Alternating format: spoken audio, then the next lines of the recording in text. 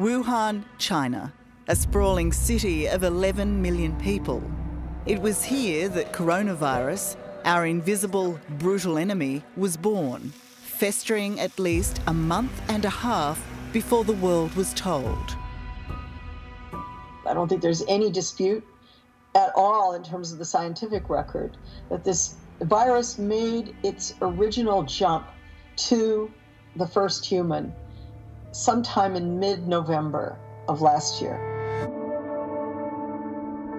Emerging diseases expert Laurie Garrett has been eyewitness to more than 30 frightening disease outbreaks, including Ebola and SARS. Like most New Yorkers, she's now restricted to her apartment in Manhattan, sheltering from coronavirus. That's about 12.5 million human beings. So we're a little bit bigger than Wuhan. And I feel like that's what I'm looking at, America's Wuhan.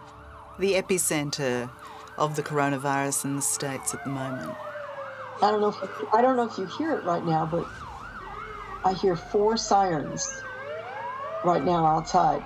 These are all ambulances. There goes another one.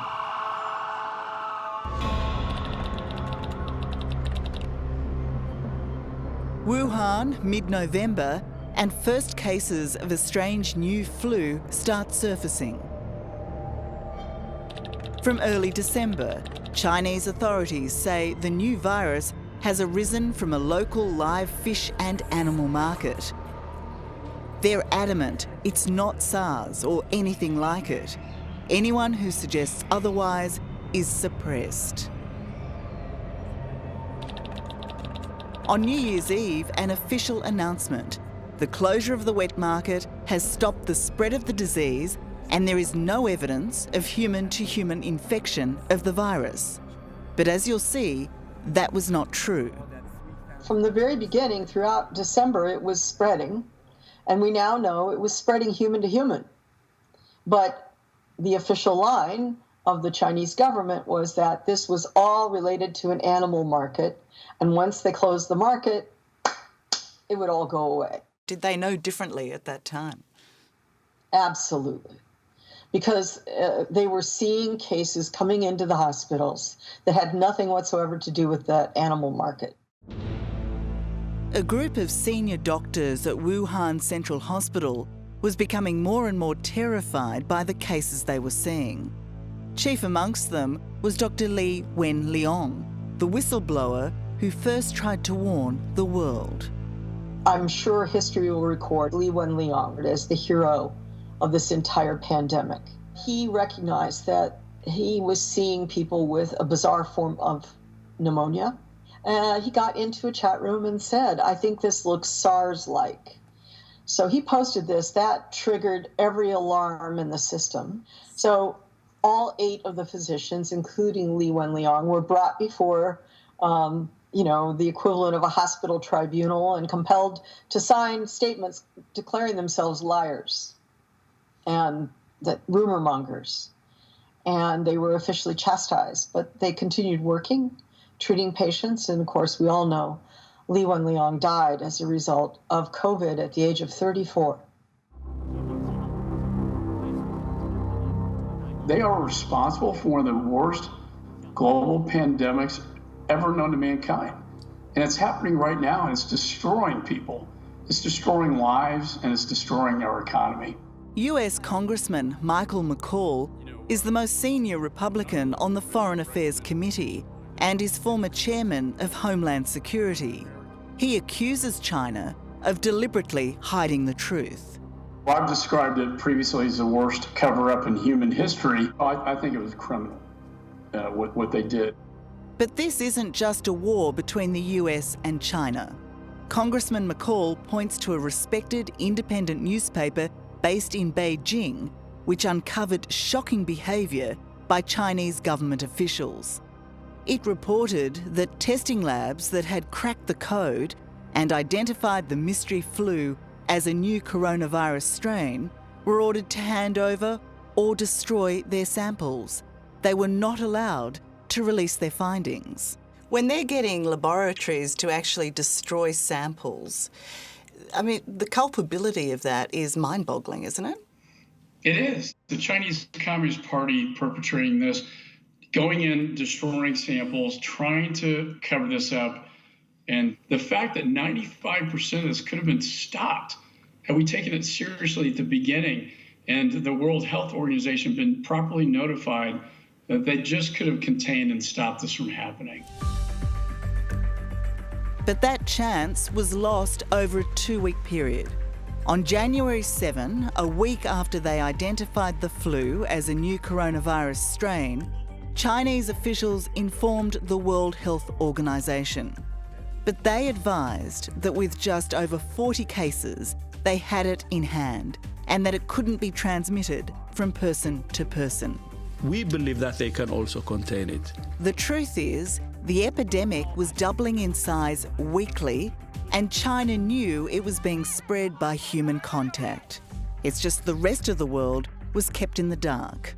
Inside Wuhan, the people knew what was going on. Everybody was seeing the bodies being pulled out of apartments and the ailing just completely out of it on gurneys, being carried off to mysterious hospitals all over the place. From January 7, the next 12 days are critical as China's Great Lie continues alongside its inaction. Had China acted immediately instead of covering up, it's estimated that 95% of the eventual pandemic could have been prevented, but it didn't. It's not until January 20 that China reveals the real rate of infection. Instead of a total 40 cases, they're now reporting more than 400 a day. And they finally admit what they've hidden for weeks. The deadly virus is contagious between humans. By then, catastrophe is looming, and January 25 is the official lunar holiday, the biggest holiday in all of China, arguably the single biggest holiday on Earth, because more human beings move about within China in anticipation of the lunar holiday than any other occasion of internal movement anywhere in the world. During January, President Xi Jinping was well aware of how deadly the situation was. Yet he made a decision that would ultimately condemn the world. He allowed 5 million people to leave the epicentre of the virus, to leave Wuhan without being screened for COVID-19, before he decided to impose a lockdown. By the time they finally do that, we have a catastrophe on our hands. It's already spread to Singapore, to South Korea, to Japan. We're in the beginnings of the pandemic. As China now tries to rewrite history and claim it was transparent all along, a final nail in the coffin of their lie. Just 2 weeks ago, the head of emergency at Wuhan Central Hospital, Dr. Ai Fen, also went public, saying authorities had stopped her and her colleagues from warning the world. She has now disappeared, whereabouts unknown. How squarely do you put the blame at the feet of that regime? I'm arguing that this entire pandemic rests at the feet of two people, Xi Jinping and Donald Trump. The two most powerful men on earth, of the two most powerful and wealthy nations on earth, both of whom sought in their own ways to downplay the significance of the emergence of COVID-19. And really, both of them, I think, are to blame for allowing this to unfold in this horrible form. China has been working very hard to contain the coronavirus. The United States greatly appreciates their efforts and transparency. It will all work out well, in particular on behalf of the American people. I want to thank President Xi. Incredibly, Donald Trump's gratitude and glowing endorsement of President Xi Jinping came after his own intelligence agencies had warned him China wasn't being open about an impending global outbreak of the virus. We have it totally under control. It's one person coming in from China, and we have it under control. It's going to be just fine. Well, I've been working on this problem of emerging pandemics and epidemic threats almost my whole adult life. Or is everything just Ebola? And of course, I was one of the 3 scientific advisors for the movie Contagion. We really spent a lot of time thinking this through. And yet, now that it's really here, this is so far beyond what anybody ever imagined. I mean, we never imagined the entire world economy collapsing. What did they die of, the 3? Reports are vague. Seizures, comas. We've reached out to the WHO, see what they know.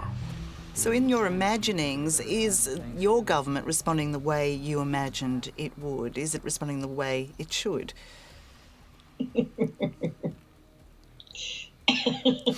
I'm sorry. We made a big mistake with that movie because we never imagined an incompetent American government. So in all of our plotting, government was actually the hero. It was intervening to save the people.